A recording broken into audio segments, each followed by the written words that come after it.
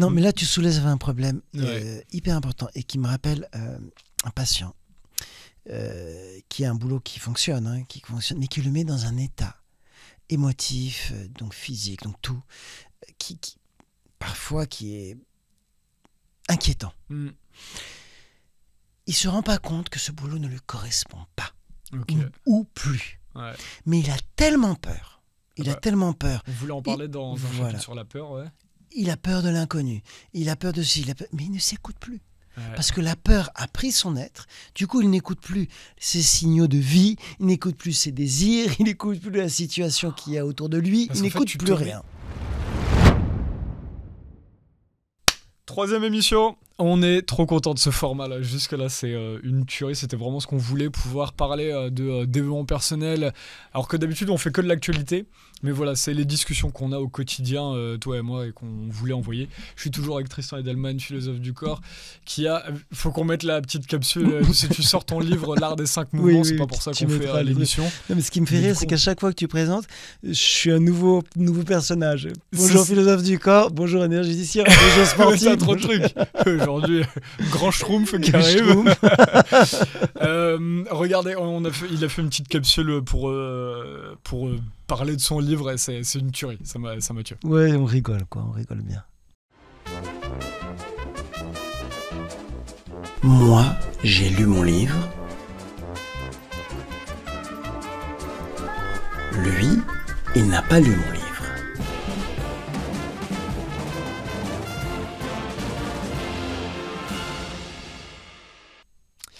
Non, moi j'adore cette vidéo, elle me fume. Donc voilà, les gens ont pu la voir. Mais c'est ça, en fait, c'est vraiment ça, c'est que toi derrière, t'as 50 ans, t'en fais 35, il n'y a pas de secret. Les gens dehors sont... La dernière fois, il y a quelqu'un qui m'a dit « Ah oui, non, mais telle personne fait pas son âge, fait plus jeune. » Je me demande si c'est parfois pas les gens dans la quarantaine ou tout ça, qui font plus vieux que ce qu'ils devraient Exactement. Être. Parce qu'on mange mal. Exactement. Non, attends, mais moi, rien que la bouffe... Ça vieillit trop vite, en fait. C'est pas que je fais plus jeune ni rien, je suis juste normal.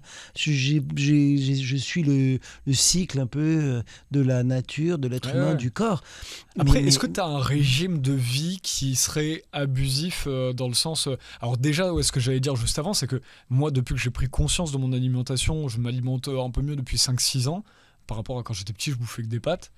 Quand j'ai vraiment commencé à m'intéresser à la nutrition ou ce genre de trucs, je suis pas du tout un expert, mais un minimum, mais tu vois que c'est dur de s'alimenter bien quand tu vas à Monoprix, je lui donne des grandes surfaces, Leclerc, Carrefour, on s'en fout quoi. Mais ces grandes surfaces, c'est horrible. Je me suis mis à faire le marché. C'est une tuerie le marché. Et vraiment ma mère qui m'a poussé à y aller. J'en ai en bas de chez moi là, donc ce serait n'importe quoi de pas y aller. Et c'est trop bien. Tu peux te alimenter avec des trucs un peu meilleurs. Et bien sûr, l'alimentation c'est vachement important. Ah bah pour pas vieillir trop vite comme tu disais. Voilà, et puis je travaille avec des jeunes tout le temps. Et jeunes, alors quand je dis jeunes, c'est quoi, 20-40 ans point de vue de l'âge, mais 40 ans et plus, si tu restes jeune dans ta tête, tu restes jeune toute ta vie. D'accord, ouais. T'es pas obligé à 40 ans t'as aussi des schémas mentaux que tu... Bien sûr, on essaie de donner un âge à la jeunesse. Moi, j'y arrive pas, je sais pas trop. Pour moi, c'est des chiffres. C'est ça, c'est beaucoup, voilà. Il y en a qui, à 28 ans, font beaucoup plus vieux que c'est ça que je voulais te dire. Et du coup, dans les cours, là, quand je les entraîne, ou dans les lycées, ou les stages et tout ça, la forme physique est catastrophique. Ah ouais. Catastrophique. Mais déjà, on a parlé c'est ce dont on parlait dans l'émission. Juste avant, on parlait de la danse et de la musique, mais moi, je t'ai demandé par rapport au sport, mais même dans le sport, t'en as beaucoup qui font pas de sport. On fera une émission juste là-dessus. Ouais, après, je le comprends. Moi, le sport, ça me coûte dans les... Je crois que je mets 1000, 1200 et je pourrais mettre plus, mais il y a des trucs où je peux pas. L'aïkido, il y avait un cours, je voulais le prendre 600 € l'année. Tu vois ce que je veux dire? C'est un budget derrière, tu pars pas en vacances, quoi. Et les gens, en fait, préfèrent partir en vacances que se casser le dos à aller... je comprends bien. Et après, il y a d'autres solutions, c'est-à-dire se réunir entre potes. Moi, je fais ça aussi. Ouais. Et chacun donne un peu ce qu'il peut. Tu payes pas une licence, mais tu vas... Voilà, on va ou même... Ça dépend des sports que tu fais.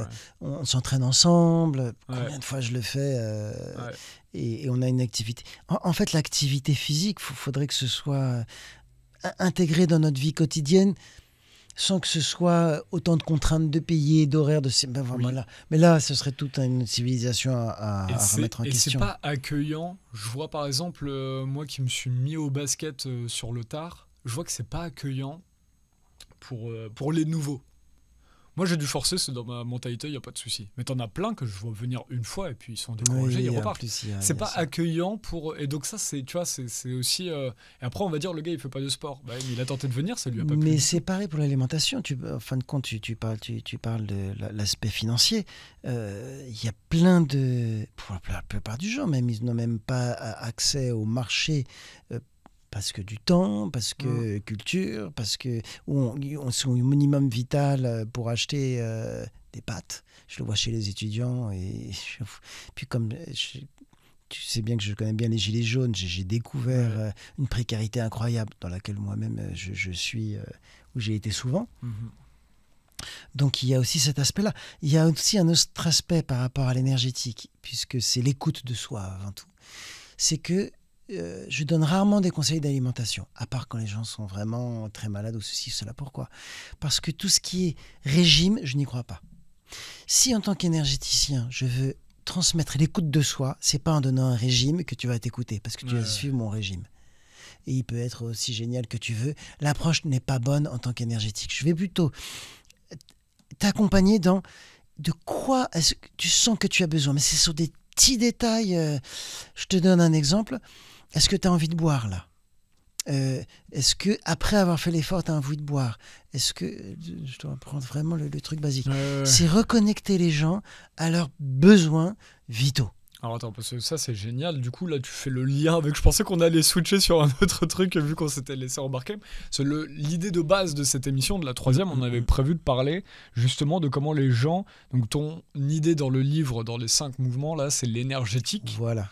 Et tu dis que souvent les gens sont aujourd'hui déconnectés de leurs propres sensations, ne savent plus ressentir qu'ils travaillent trop, qu'ils ont pris trop de charge mentale pour X ou Y raison, tout ça, et ça crée qu'ils vont tomber en burn-out demain parce qu'ils n'ont pas senti ça arriver. Voilà. Moi, ça arrivait à quelqu'un de ma famille qui m'est très cher et qui justement a eu un lumbago. Et le médecin lui a dit, le dernier jour avant les vacances, avant 3 semaines de vacances, lumbago, et le médecin lui a dit, ah ben non, si tu es, c'était la journée de travail de trop. Et c'est en fait, et je disais à cette personne, mais mets-toi en arrêt maladie, quoi, parce que je vois que tu te détruis. Et au final, lumbago. Donc voilà, donc on est retombé sur nos pattes sur cette émission-là. Oui, je te laisse reprendre. L'écoute de soi. Et évidemment, moi là, je parle de la soif et de l'alimentation parce que c'est vital et c'est pour donner l'idée forte et que l'écoute de soi, c'est pas un régime, c'est pas suivre un nouvel ordre ou un nouvel commandement. Évidemment, cette écoute de soi, elle va sur tous les aspects de la vie. Là, tu parles du travail. Qu'est-ce qui se passe ? Et je reçois plein des lumbagos et des burn-out et des dépressions. Qu'est-ce qui se passe ? C'est comme dans le couple, quand on parlait dans la première émission. Quand il y a une situation et que tu ne t'écoutes pas et que tu arrives à des choses aussi extrêmes qu'un lumbago qui peut être immobilisant pendant 3 semaines, ou un burn-out qui peut foutre ta vie en l'air, c'est qu'il y a tout un historique où tu ne t'es pas écouté. Tu n'as pas fait attention aux signaux de ton corps. Et déjà, quand ton corps il t'envoie un signal, c'est déjà tard. Alors imagine quand tu tombes malade, c'est que il y a déjà eu la guerre. L'énergétique, ça va. C'est ce que je dis souvent, même dans le sport, je vois que les gens sont tellement déconnectés. Parfois, ils vont se faire des blessures, mais ils le sentaient avant. Moi, je voyais avant eux qu'ils allaient se blesser et ça arrivait. Je leur souhaitais pas du tout. Et tu as la prévention. Donc avant même ça, dans le sport par exemple, moi je fais beaucoup d'échauffement. Alors je vois les jeunes, ils s'ennuient. Pourquoi tu nous fais échauffer le bras ? Pourquoi tu nous fais échauffer le cou ? Ah non. Je te fais chauffer ça parce que, 1, si tu fais pas ça, tu vas te blesser très vite. Et 2, parce que pendant cet échauffement où toi tu veux l'adrénaline, en fait je te demande un retour en toi pour ressentir tes sensations. Tu vas voir que mon échauffement qui est lent au début, lent au début, tu vas ressentir 1000 mouvements qu'il y a en toi, 1000 sensations, 1000 émotions. En fait, c'est dur de faire ça parce que du coup, l'échauffement, parce qu'il faudrait se blesser pour comprendre l'intérêt de s'échauffer. Et toi, comme t'es passé par là et tu vois ce qu'il y a, c'est plus facile de dire aux jeunes, échauffe-toi. Ouais, tu vois, c'est là où c'est dramatique. Mais t'as un peu raison. Et à vrai dire, je me suis jamais aussi bien guéri qu'après m'être blessé.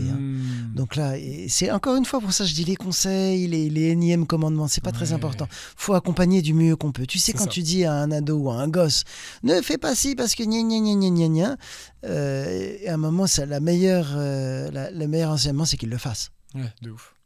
Donc à ce moment-là, il ne faut pas être arrivé avec un ton moral. Il faut border le truc et accompagner justement en sachant que de toute manière, on devra faire l'expérience. Mais moi aussi, j'ai plein d'expériences encore à faire pour comprendre comment ça évolue. Et qu'il n'y a pas de leçon de l'histoire, comme on dit. Oh là là, ça fait 5000 ans qu'on n'a rien compris. Mais ouais, mon vieux, de toute façon, on n'aura jamais rien compris parce que chacun doit refaire les expériences à son âge, à son niveau, comme nous, on l'a fait. C'est hyper important d'avoir cette attitude-là. C'est comme lorsque je dis, je ne donne pas des conseils d'alimentation, mais j'accompagne la personne dans ses erreurs en disant, regarde, qu'est-ce que tu ressors de cette erreur ? Et je vais essayer même de l'erreur, d'en ressortir le plus de choses et que l'erreur ne soit pas fatale, évidemment. Moi, je me suis pété des trucs et c'est allé loin. Voilà. Parce que tu t'étais pas écouté ou non, parce que des fois la blessure... Parce que je me suis pas écouté, parce que je connaissais pas, et parce que les profs, ou les énergéticiens m'ont poussé, ne m'ont pas écouté.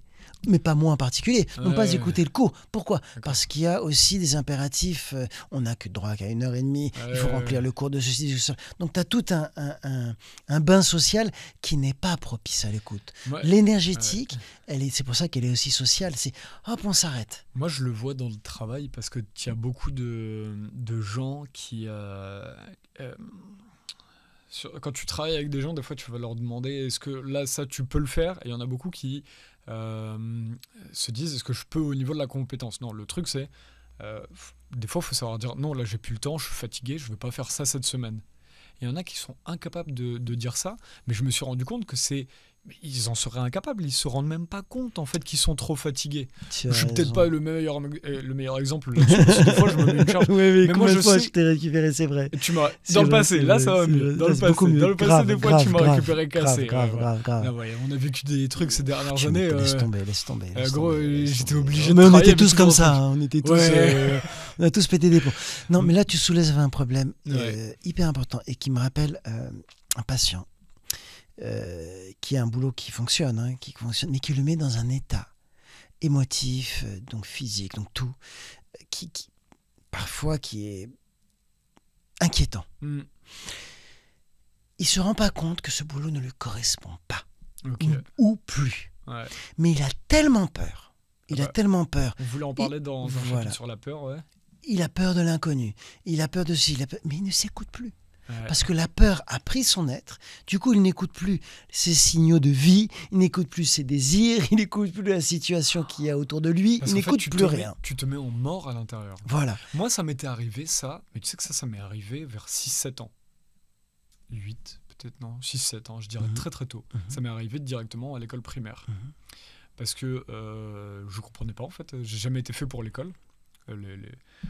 Déjà les professeurs me disaient tout le temps tu parles trop, donc voilà, je me retrouve, mon métier c'est faire donner la parole aux gens. Mais voilà, on est fait pour ce qu'on... Mais l'école n'écoutait pas tous les gosses qui sont comme moi, tous les gosses qui sont dans ma situation, tout comme le conservatoire, t'as dit dans la dernière, parce que tu faisais du piano debout littéralement. Ouais, et puis j'interprétais avec mes instincts, donc c'était plus ce qu'il y avait écrit sur la partition, à la deuxième portée, non il a mis ça, il a mis ci. Et donc moi je m'étais mis, mais très tôt, CP ou CE1, mais vraiment dès que je suis arrivé en primaire, peut-être que j'ai tenté quelques années, mais non, parce que je me disais tout le temps, non, je me souviens que les profs me disaient tout le temps, j'étais dans la lune, en fait j'étais plus avec eux. J'étais plus là, c'est-à-dire mon corps était là, mais à 6-7 ans, j'étais là. Laisse-moi rebondir. Et du coup, tu n'écoutes plus rien en fait, parce que je veux dire, quand tu es dans cette situation-là, tu te mets en mode off. Et après, je me suis dit à 18 ans, je vais reprendre ma vie, quoi. Et là, tu soulèves un problème dans l'énergétique. En fait, il y a 2 gros problèmes duquel on essaye de sortir les gens. Et là, tu viens d'en dire, c'est l'anesthésie. Le deuxième, c'est la dramatisation. Quand tu n'es plus dans ton corps, quand tu n'es plus lié à tes sensations, quand tu n'es plus lié à l'énergétique et au mouvement, soit, ou les deux à la fois souvent, tu t'anesthésies, donc tu vas anesthésier, c'est ce dont on parle là. Et là, ton grand thème, c'était tu voulais parler d'anesthésie et dramatisation. C'est ça. Tu anesthésies tes sensations. Et quand ça revient, tu tombes malade gravement, ou tu fais un burn-out ou tu pètes un plomb. Donc l'énergétique, ça va être, on enlève l'anesthésie. Tu te reconnectes, tu ressens ça. Et le deuxième truc qui se passe, c'est la dramatisation. C'est-à-dire que comme tu sens plus rien, la moindre sensation en trop, ça va être énorme. Et que je te donne un exemple qui est assez tu vas trop vite parce que tu dis donc l'énergétique. Non, parce que je calcule en même temps, ça m'intéresse de fou parce que rien que le terme anesthésie, moi j'appelais ça me mettre en mode off, mais c'est ça en fait. Parce que c'est un antidouleur pour soi, c'est vraiment une anesthésie parce que tu te mets en antidouleur de. Non, là, ce qu'on me demande au travail, ce qu'on me demande à l'école, on m'obligeait à rester assis en cours. Moi, j'étais pas capable de ça. Je pouvais. Là, on le voit bien, je peux travailler des heures. Tu vois, j'ai cette capacité. Mais du coup, c'est les gosses comme moi qui ont besoin que ce soit actif. On t'écoute pas du tout. Ah, tu vois. Parce que là, tu dis un autre truc. Et donc là, tu disais, l'énergétique te permet de reprendre la main, de contrecarrer... D'enlever l'anesthésie. De te resensibiliser. Te resensibiliser. Voilà. Parce que... Et donc, comment tu vas faire? Tu remets du mouvement, donc c'était ce qu'on a dit dans l'émission d'avant. Après, moi, dans la pratique énergétique, j'ai plein de techniques pour ça. D'accord, ok. Mais le magnétisme, le massage, le dialogue, les digipressions, j'en ai tellement. Même un travail tout ce qui te fait. Mais la base, c'est en effet, quel que soit, après, c'est pas ma pratique en particulier, mais c'est surtout, la base, c'est, tu viens de le dire, c'est sortir de l'anesthésie ou de la dramatisation. C'est important de parler de la dramatisation parce que on est tellement saturé. Irrité, enflammé, que le moindre truc nous cause une douleur folle. Et on va, tu m'as touché, tu m'as fait, non mais ça je l'ai vu, non mais des trucs de fou. Hein. Et donc tout devient hyper dramatique. Et dans nos sociétés occidentales, on le sent vachement. Ça, tu veux dire, par exemple, moi ça m'est arrivé, et tu me dis si c'est ça, si je comprends bien ton idée, quand tu dis dramatisation, la dernière fois, je passe une journée, j'ai travaillé toute la journée, en plus je faisais du montage, on en parlait, le montage, ça, au niveau de l'énergie, le montage c'est horrible. Là je vais essayer de mettre des logos et juste poum, montage terminé pour qu'on puisse diffuser facilement. Mais donc du coup je fais travailler sur ordi toute la journée, je finis, je me sens pas bien, je dois aller à un endroit négocier un truc ou je sais pas quoi. Et là les gens ils me parlaient, en plus ils étaient un peu... Je veux dire, c'est qui toute manière, mais ils étaient un peu relous, ils étaient un peu cons, on va le dire. Et du coup, je réagis mal. Je vois que je réagis mal. Je me dis, Romain, t'es plus adulte, tu vois. Genre, j'étais irrité. Et ben voilà. Mais voilà, c'est ça dont tu parles, c'est la dramatique. Alors là, tu le parles au point de vue émotif. Parce que je me dis, les gens, ils se disent, Romain, c'est un idiot ou je sais pas quoi, ou c'est un gars malveillant, il est méchant. Non, j'étais juste ce jour-là, pardon. Voilà, t'es en saturation. Mais la société est en saturation. Mais alors, le truc de fou, je vais te parler du tatouage. J'adore le tatouage, comme tu sais. Mais ça fait très mal quand tu te tatoues. Ouais. J'ai vu des gens qui... Tu les bouscules ou tu marches un peu. Ah, c'est terrible. Puis 2 minutes après, ils vont se tatouer. Donc, dans le premier cas où tu les bouscules un peu, il y a une dramatisation parce qu'il y a une saturation. Il y a plein de choses qui peuvent se passer. Comme tu dis, c'est un certain moment, puis c'est un toucher, c'est voulu, c'est pas voulu, etc., etc. Donc, tu dramatises un contact, alors que quand tu vas te faire tatouer, par exemple, ça va pas être dramatisé, voire ça va même être sublimé. Parce que c'est une sensation de... Tu vas te faire tatouer, c'est un sentiment de liberté. Exactement. Waouh. C'est ça que je voulais dire, parce que c'est quelque chose que tu as décidé, qui te fait du bien, qui rentre dans ton univers, ça te projette dans... C'est un changement de vie. Voire il y a même du plaisir dans la douleur. Et on connaît bien ça en plus en tant que danseur. Hein, parce que je suis d'accord avec toi, c'est-à-dire que là, cette irritabilité que j'ai eue à ce moment-là, sur le moment j'étais irrité, et après je sais plus, je suis parti faire un basket ou je sais pas quoi. Le basket c'est extrêmement violent. Mais oui, parce qu'on se rentre dedans. Oui, il faut rentrer dedans, je vois bien. Mais par contre, c'est pas la même. T'es content d'être là. Exactement, t'es content. Mais en fait, c'est que l'irritabilité part. C'est ça, et c'est pas la même. C'est-à-dire que dans l'une, c'est une saturation en plus. Ouais. Dans l'autre, c'est un mouvement. T'es dans le mouvement du basket, tu rentres dans l'un, tu rentres dans l'autre. Moi, ce sera dans le MMA, quand il est bien fait, bien entendu. Et tu as du contact fort, ou le tatouage. c'est un contact fort, mais là, ça rentre dans un univers de plaisir. C'est ça, en fin de compte, l'énergétique te fait sortir de l'anesthésie, te fait sortir de la dramatisation, d'un point de vue personnel, te donne le point de vue global sur ça, sur cette société qui donc accumule la saturation, ce qui est anti-énergétique, ce qu'on appelle un contre-mouvement, même dans mon jargon énergétique, et ça va te reconnecter au plaisir. Wow. Au plaisir de vivre, tout simplement. Tu as retrouvé du plaisir de vivre. En fait, les gens font tout par devoir. Tu vas après, tu vas avec tes gosses, etc. Et tu as prononcé le mot anesthésie, dramatisation, saturation, ce sont des effets du devoir-être. Ah la vache. Le devoir je dois être, faire ça. Je dois. Le devoir-être, le travail, le copain, la copine, le sport, l'alimentation. Tu vois, on a commencé sur ça. Il ne faut pas que ce soit un devoir. Ouais. Le devoir, même si c'est bien intentionné, même si c'est un bon conseil, c'est niqué à l'avance. Mais tu vois, c'est extrêmement intéressant ce que tu dis là, parce que ça fera refaire des émissions. Tout de même, on est à la fin, je crois. Hein. On est vers les 20 minutes là. Moi, je pense que terminer sur le devoir-être, t'as tout dit. C'est génial parce que, mais faudra en refaire parce que là même j'en prends conscience là, parce que dans mon environnement, dans mes proches, il y en a qui, des fois je leur dis mais t'as pas à faire ça, organise ta vie comme tu veux. Ils font ah mais non, tu dois faire ça. Faut faire ça, il faut faire ci, faut prendre un crédit à la banque. Le mode d'approche, il est niqué. Je dois prendre un crédit et tout ça. Ah oui, mais je me sens pas bien dans mon logement. Mais dans ce cas-là, pourquoi tu vas t'engager sur 20 ans dans ta maison, etc. Non, tu vois, en fait, tout n'a pas de... Les gens font tout par devoir, pas tout le monde, mais il y en a beaucoup qui organisent leur vie. Mais tous. On a cette partie-là parce que la société est faite sur ce mode-là. Moi, dans d'autres boîtes dans le passé, je rêvais de faire le live qu'on a fait là au début de la semaine. Je sais pas quand est-ce que sort cette émission, mais on a fait un live là, c'était hier, hein, là on est samedi 7 septembre, vendredi dernier, donc on a lancé le premier Nexus refait l'actu qu'on adore, et on voulait faire un truc où on parle d'actualité de manière à moitié comme une radio libre. Détaché. On est rigoureux, on est sérieux quand il faut l'être, mais on sait déconner quand il faut l'être, parce que c'est trop lourd ce qu'on vit au quotidien et on voulait déconner. Et les gens ont tout de suite tilté ça. Et là, on a vu des réactions, il y avait des milliers de gens qui ont regardé et qui disent, mais modestement, c'est peut-être une petite émission, mais on s'en fiche, tu vois. Et en tout cas, on a touché des gens en faisant ça, en faisant de l'actualité, mais en étant libre et cool. Et bah moi dans le passé il y a un mec qui me disait mais non mais tu peux pas faire une émission comme ça, faut faire un plateau de télé, il faut être là comme ça. C'est le conservatoire. Non, faut sortir du devoir-être et du conservatoire. Et tu auras peut-être que on est moins rigoureux, mais ce qu'on transmet, la bonne énergie qu'on transmet, elle est beaucoup plus profonde et vraie que une tonne de connaissances. Mais complètement. C'est une tuerie. J'adore ce format et on va en faire encore plein.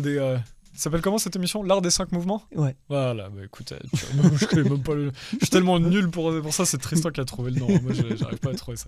Franchement, tuerie. Hein. Il nous reste encore aujourd'hui, là, on est encore sur. On a fait 5 émissions d'un coup. La prochaine, c'est sur la pensée. La pensée. Yes. Et du coup, on va parler de peur. Et toi, tu différencies la peur et la terreur. Ouais. C'est extrêmement intéressant. On voit ça la prochaine. Allez, on va le dévoiler. Non, mais à la prochaine, on vous retrouve très vite, les amis. Merci. À la prochaine.